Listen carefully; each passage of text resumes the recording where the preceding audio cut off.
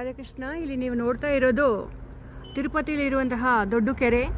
ಈ ಕಡೆ ಎದುರು ಕಡೆ ನಿಮಗೆ ಸುಂದರವಾಗಿ ಇರುವಂತಹ ಪಂಚಪಾಂಡವರ ತೀರ್ಥ ಇದೆ.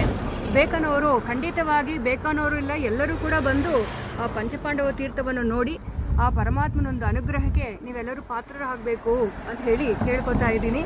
ಈಗ ಸುಂದರವಾಗಿರುವಂತಹ ಆ ಒಂದು ನದಿಯನ್ನು ನೋಡಿ, ಪಂಚಪಾಂಡವ ತೀರ್ಥ.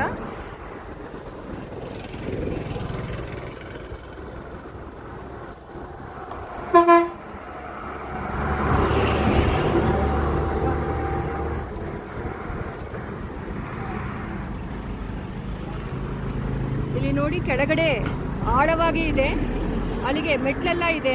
ನಾವೆಲ್ಲರೂ ಕೂಡ ಮೆಟ್ಲಲ್ಲಿ ಹೋಗಿ ಆ ನದಿಯನ್ನು ನಮಸ್ಕಾರ ಮಾಡಿಕೊಂಡು ಬರ್ಬೋದು. ಇಲ್ಲಿ ಪಂಚಪಾಂಡವರು ಇಳಿದು ಇದು ನದಿಯಲ್ಲಿ ಸ್ನಾನ ಮಾಡಿರೋದು. ಸಾಕ್ಷಾತ್ ಪರಮಾತ್ಮನೊಂದು ಅನುಗ್ರಹ ಇರುವಂತಹ ನದಿ. ಎಲ್ಲರೂ ಆಶೀರ್ವಾದವನ್ನು ಪಡಬೇಕಂತ ಕೇಳ್ಕೊತಾ ಇದ್ದೀನಿ. ರಾಧೆ ಕೃಷ್ಣ ಗೋವಿಂದ, ಶ್ರೀನಿವಾಸ ಗೋವಿಂದ ಗೋವಿಂದ. ತಿರುಮಲೆಯಿಂದ 1 ಕಿಲೋಮೀಟರ್ ದೂರದಲ್ಲೇ ಇದೆ, ತಿಮ್ಮಪ್ಪನಿಂದ ನೋಡ್ಬೋದು. ಬನ್ನಿ. ರಾಧೇ ಕೃಷ್ಣ.